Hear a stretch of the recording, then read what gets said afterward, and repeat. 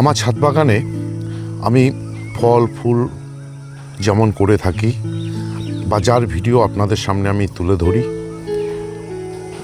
ঠিক সেভাবেই আমি আমার ছাদ বাগানে সবজিরও কিন্তু কিছু চাষ করে থাকি। এবছর এই গ্রীষ্ম বর্ষায় কিছু সবজির গাছ লাগিয়েছি। তার মধ্যে রয়েছে বরবটি, চিচিঙ্গে এবং রয়েছে পটল। আর এই সমস্ত সবজি ফলিয়েছি আমি একটি মাচার মধ্যে। যদিও ছাদ বাগানে এর থেকে বড় মাচা তৈরি করা সম্ভব নয়। এই ফসল ফলাতে গিয়ে আমি একটি জিনিস লক্ষ্য করছি, সেটা হচ্ছে পটলগুলো বড় হচ্ছে কিন্তু ঠিক এভাবে হলুদ হয়ে পচে যাচ্ছে। কেন পচে যাচ্ছে আর সে নিয়েই আজকের ভিডিও। নমস্কার, আমি দেবজ্যোতি, কুচবিহার থেকে। আপনারা দেখছেন রান্তুর ছাদ বাগান। প্রতিদিনের অভ্যাস মতো আজও চলে এসেছি একটি ভিডিও নিয়ে। আর এই ভিডিওতে আপনাদেরকে দেখাবো বা বলবো এই যে পটলগুলো ঠিক এই অবস্থাতে এসে কেন পচে যাচ্ছে বা হলুদ হয়ে ঝরে পড়ছে, অথচ সেই মাচার মধ্যে রয়েছে চিচিঙ্গে, রয়েছে বটবটি। তাদের কিন্তু এই সমস্যা হচ্ছে না। কেন পটলগুলো ঠিক এভাবে হলুদ হচ্ছে তার কারণ খুঁজতে গিয়ে আমি যেটা জানতে পেরেছি, সেটা হয় পরাগায়নের যদি অভাব দেখা দেয়, যদি মাছি পোকার আক্রমণ হয়, ছত্রাকজনিত রোগের কারণে হতে পারে, বা অতিরিক্ত যদি ফলগুলো পরিপক্ক হয় তাহলে হতে পারে।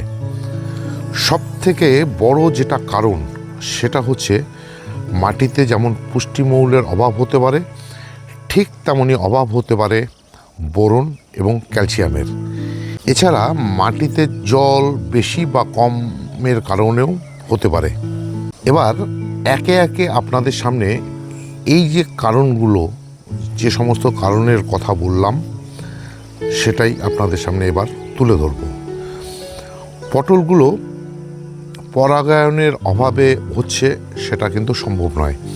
তার কারণ হলো পরাগায়নের অভাবে যদি হতো তাহলে শুরুতেই, মানে এই যে এই অবস্থাতেই পটলগুলো ঝরে পড়তো, মানে জালিগুলো ঝরে পড়তো। সেটা কিন্তু হচ্ছে না। পটলগুলো কিন্তু অনেকটাই বড় হচ্ছে, এরপরে সে সমস্ত পটলগুলো হলুদ হয়ে ঝরে পড়ছে। এবার মাছি পোকার আক্রমণ সেটা হতে পারে, কিন্তু যেহেতু একই মাচার মধ্যে এই কাজগুলো রয়ে গেছে, সুতরাং মাছি পোকার আক্রমণ হলে শুধু বেছে বেছে পটলে হবে কেন? তাহলে তো এই যে চিচিঙ্গাগুলো ফলে আছে, তাহলে তার মধ্যেও তো হতে পারত। সেটাও কেন হচ্ছে না? আবার যেটা হতে পারে সেটা হচ্ছে ছত্রাকজনিত কারণে।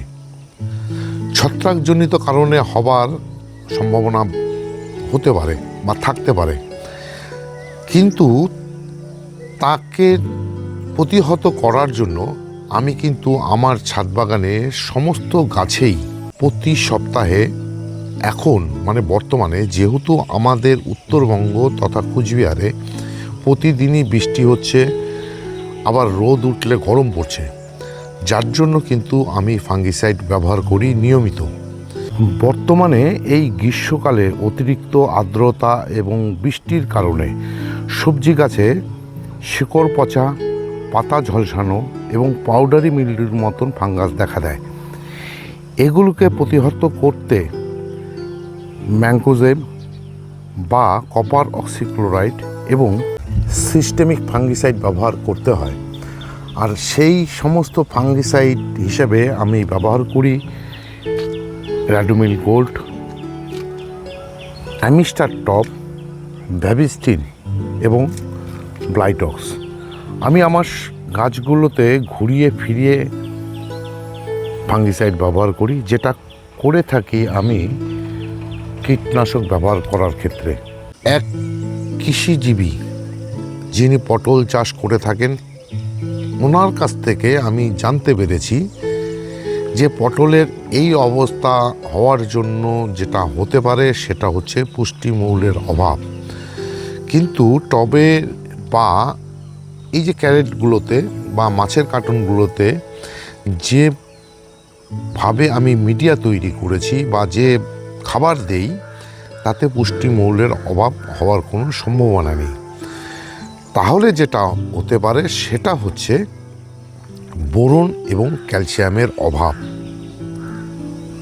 এছাড়া উনি আর একটি জিনিস বলেছেন, যেহেতু টবের বা এই সমস্ত ক্যারেট বা থার্মোকলের যে বক্সগুলোতে বসিয়েছি তাতে জলের অভাব হতে পারে, কিন্তু জলের অভাব হওয়ার সম্ভাবনা নেই, কারণ প্রতিদিনই আমাদের এখানে বৃষ্টি হচ্ছে এবং এই যে থার্মোকলের বাক্সগুলো দেখছেন এতে জল জমে থাকার কোনো সম্ভাবনা নেই, কারণ আমি জায়গায় জায়গায় এভাবে কিন্তু ফাটিয়ে রেখেছি বা ফুটো করে রেখেছি, যার জন্য গাছের মাটিতে মানে এই বক্সগুলোর মাটিতে জল বসে যাওয়ার কোনো সম্ভাবনা নেই।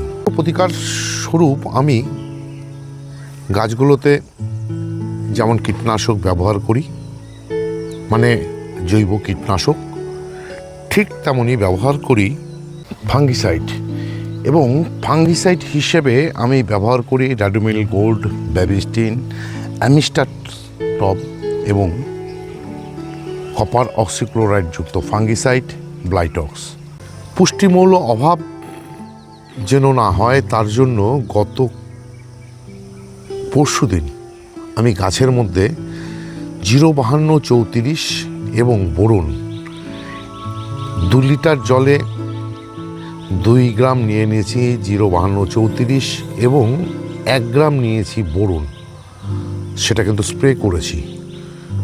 আজকের ওয়েদার যদি বিকেলের দিকে ঠিক থাকে তাহলে আমি এই গাছগুলোতে ব্যবহার করব ক্যালসিয়াম নাইট্রেট। যেহেতু ক্যালসিয়ামের কারণে হতে পারে, উনি বলেছেন মানে ক্যালসিয়ামের অভাবের কারণে এটা হওয়ার সম্ভাবনা বেশি, সুতরাং ক্যালসিয়াম নাইট্রেট ব্যবহার করব এই কারণেই, যেমন ক্যালসিয়ামের অভাব দূর করবে ঠিক তেমনই গাছের যে পুষ্টি নাইট্রোজেন সেটাকে কিন্তু যোগান দেবে। যার জন্যই ব্যবহার করব, যদি ওয়েদার আজ বিকেলের দিকে ঠিক থাকে তাহলে 1 লিটার জলে 2 গ্রাম ক্যালসিয়াম নাইট্রেট মিশিয়ে গাছে স্প্রে করে দেব। ঠিক এই পরিচর্যা করে নেওয়ার পর যে সমস্ত কারণে এই যে পটলগুলো হলুদ হচ্ছে বা পচে ঝরে পড়ছে, সমস্ত সমস্যা সমাধান করে নেওয়ার পরেও যদি দেখি পটল ঠিক একই রকমভাবে হলুদ হচ্ছে বা পচে যাচ্ছে, তাহলে আমাকে খুঁজতে হবে এর কি সমস্যা আরও রয়ে গেছে। আর এই সমস্যা আপনাদের সামনে তুলে ধরার কারণ হচ্ছে, সবার ছাদ বাগানেই হয়তো এ ধরনের সবজি নাও থাকতে পারে, কিন্তু যাদের ছাদ বাগানে এ ধরনের সবজি ফলাচ্ছেন তাদের যেন এই সমস্যার সম্মুখীন হতে না হয় তার জন্যই কিন্তু আজকের এই ভিডিওটি করা বা নিয়ে আসা।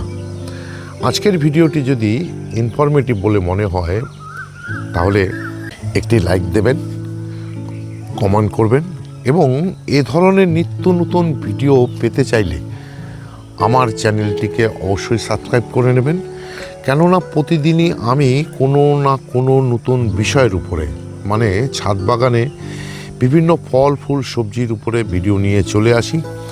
সেই সমস্ত ভিডিও দেখতে হলে বা পেতে চাইলে আমার এই চ্যানেলটিকে সাবস্ক্রাইব করে নিতে হবে। সবাইকে অশেষ অশেষ ধন্যবাদ এবং শুভেচ্ছা জানিয়ে আজকের এই ভিডিও শেষ করছি। সবাই ভালো থাকবেন, সুস্থ থাকবেন, সবুজের সাথে থাকবেন। ধন্যবাদ।